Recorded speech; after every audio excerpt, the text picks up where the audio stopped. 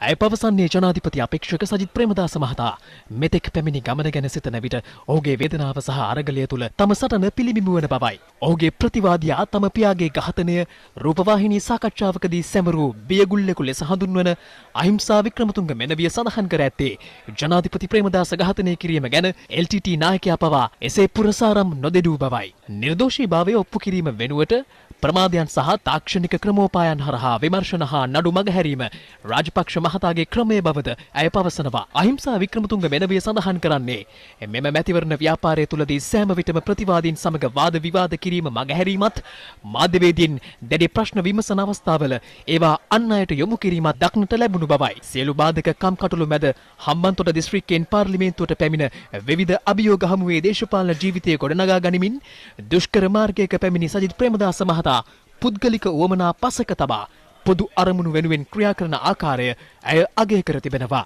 අහිංසා වික්‍රමතුංග මෙනවිය පවසන්නේ තම දේශපාලන හතුරන්ට එරෙහිව ක්‍රියා කිරීමට රාජ්‍ය ත්‍රස්තවාදී අතටගත් පුද්ගලයෙකුට වඩා ක්‍රූර ත්‍රස්තවාදීන් බැටකෑ වේදනා විඳ පුද්ගලයා වඩාත් යුක්ති සහගත යහපත් රාජ්‍ය නායකයා වන බවට විශ්වාස කරන බවයි.